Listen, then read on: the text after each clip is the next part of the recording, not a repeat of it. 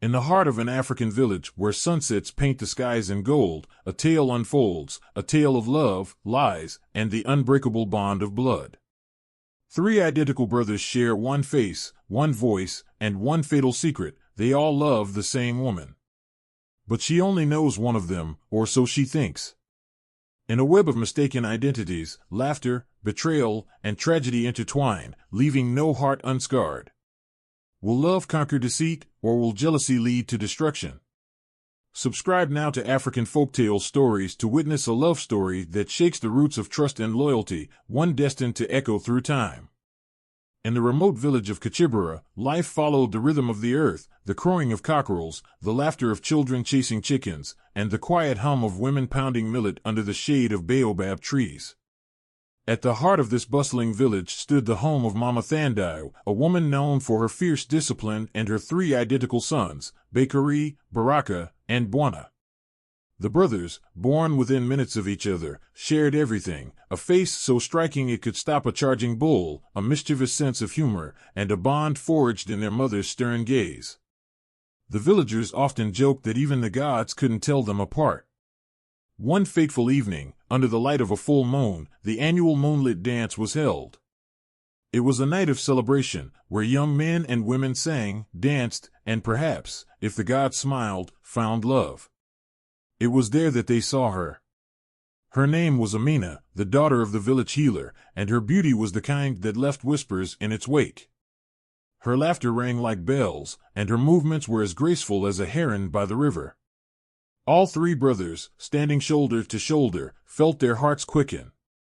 "That's the woman I'm going to marry," Bekari declared, his eyes fixed on her. "Not if I marry her first," Baraka countered, elbowing his brother. "Can you two fight later?" Bwana chimed in, his gaze equally transfixed.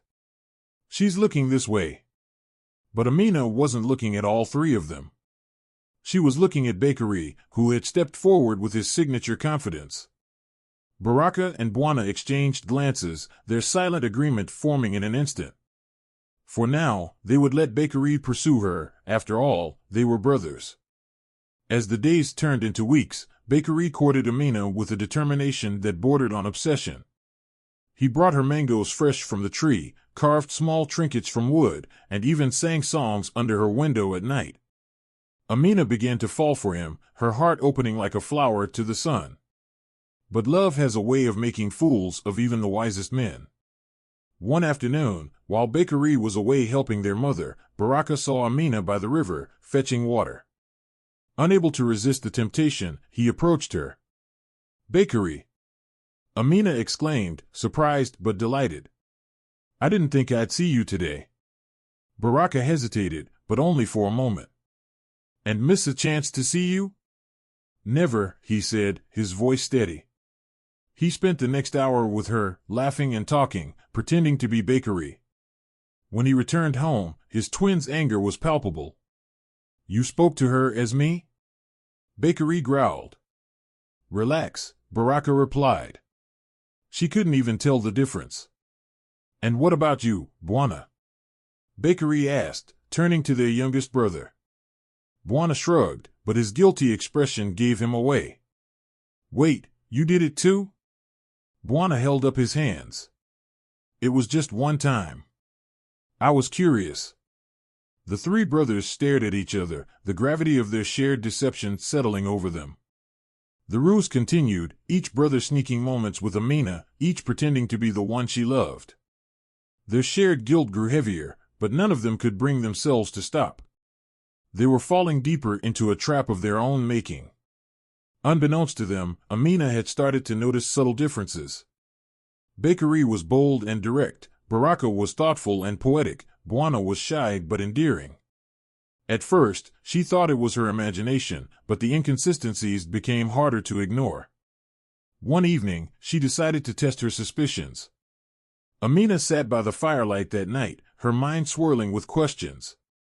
She replayed the moments she had shared with Bekari, how sometimes he seemed confident and boisterous, and other times reflective and poetic. Could one man truly wear so many faces? Or was there something she wasn't seeing? The next day, she devised a plan. She prepared 3 gifts, each tailored to the peculiarities she had noticed. For the bold one, she wove a bracelet from beads, symbolic of strength. For the poetic one, she penned a note with a riddle about love.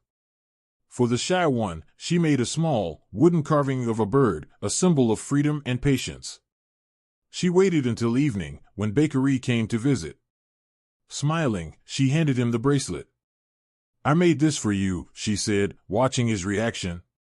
Bakery's grin was as wide as the river. "It's perfect," he said, slipping it onto his wrist without hesitation.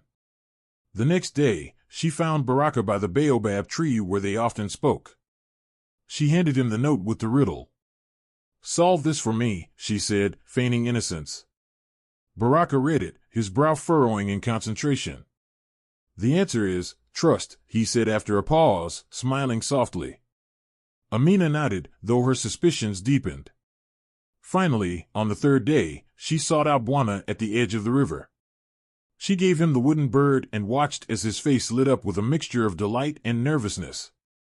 "How did you know I like carving?" he asked shyly. Amina smiled, her heart aching with the truth. She didn't know how, but she was certain now, there wasn't just one Bakery. There were 3.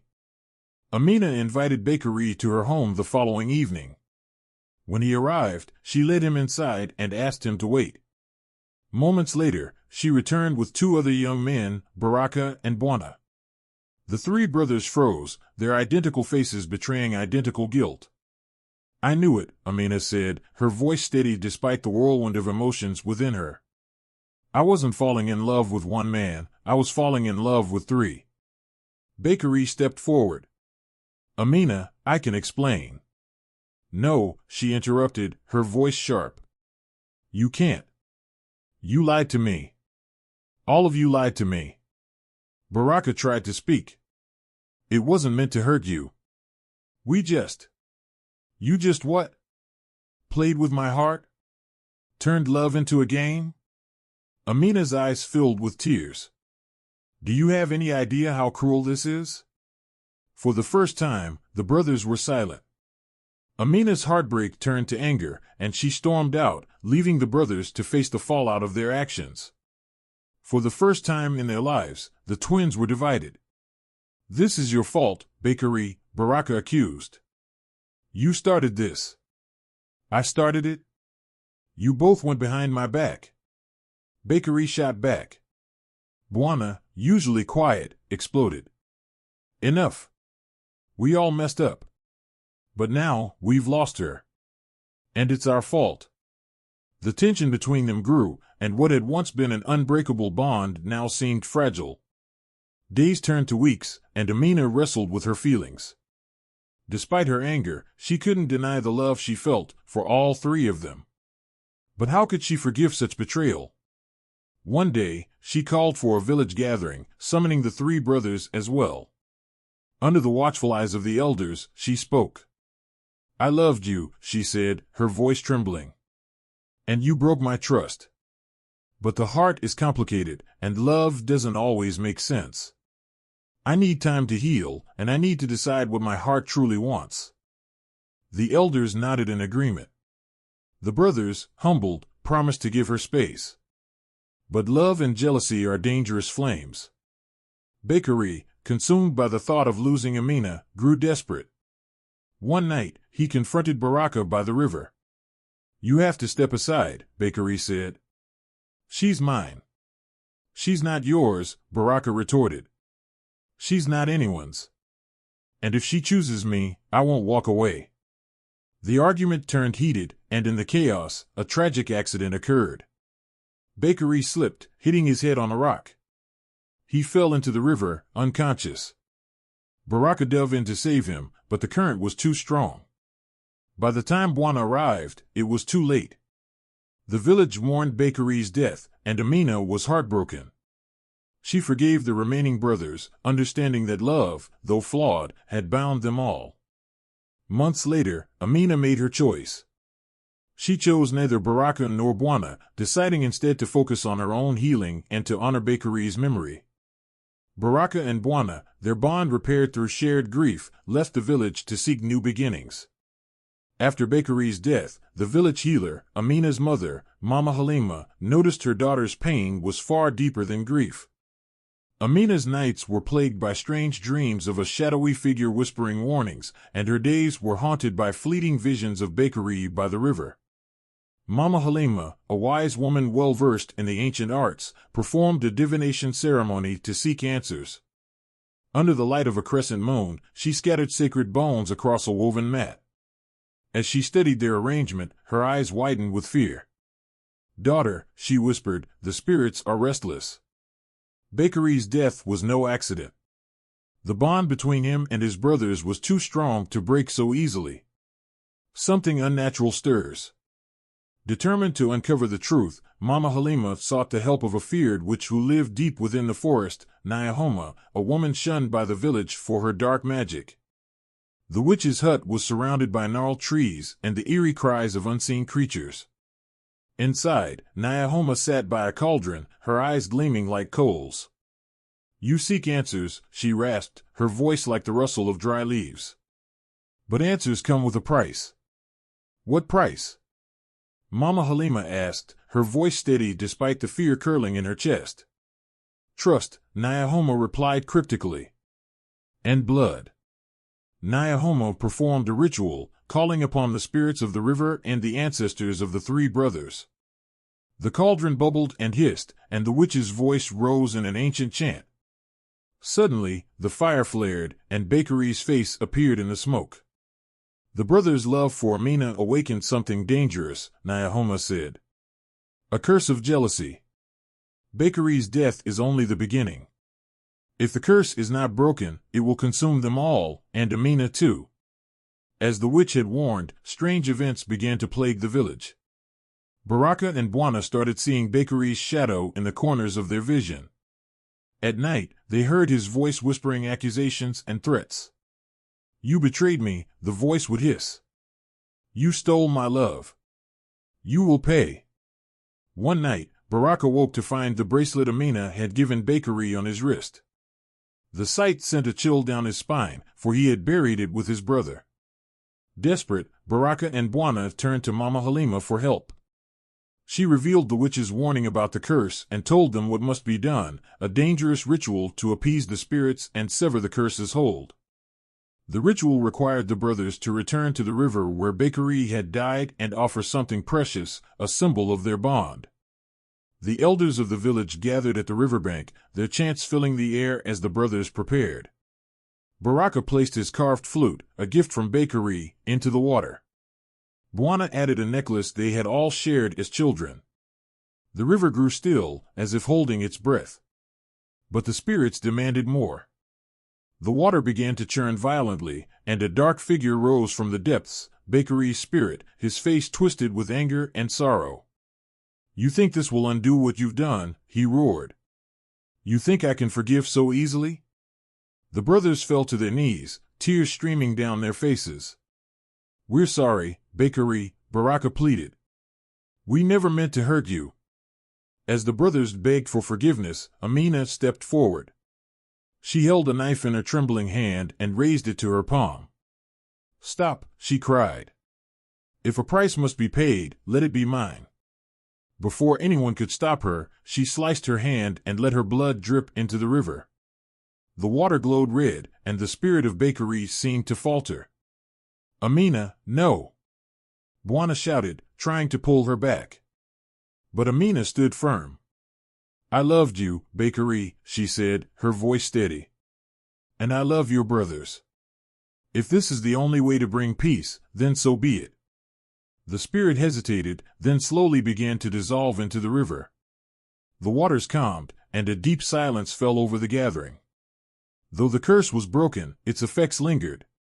Amina's sacrifice had weakened her, and she grew frail in the following weeks. The villagers whispered that the spirits had taken a piece of her soul. Baraka and Bwana, racked with guilt, decided to leave the village and seek redemption by helping others. Before they left, they knelt before Amina and swore to honor her for the rest of their lives.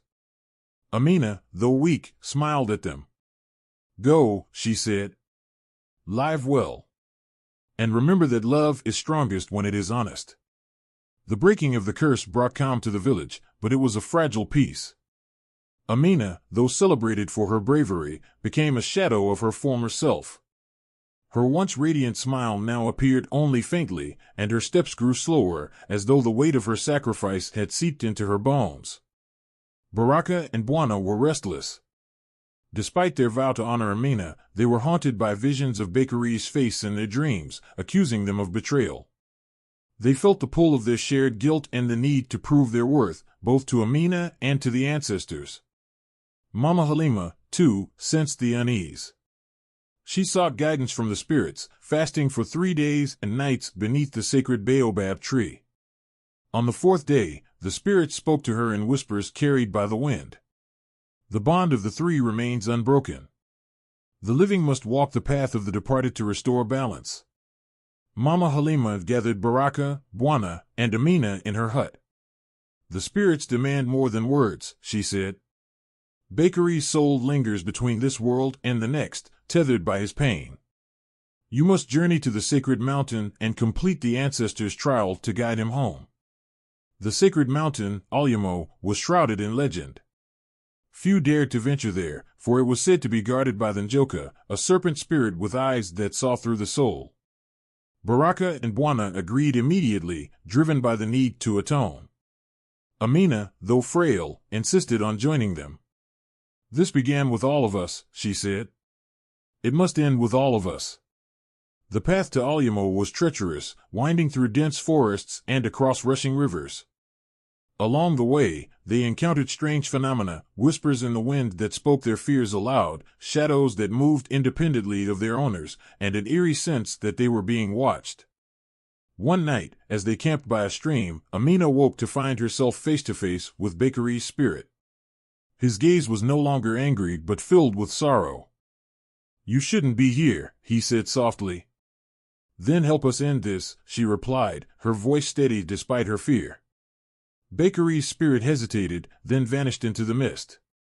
The next day, they reached the base of Alyamo. There, Nyahoma appeared, as though summoned by the mountain itself.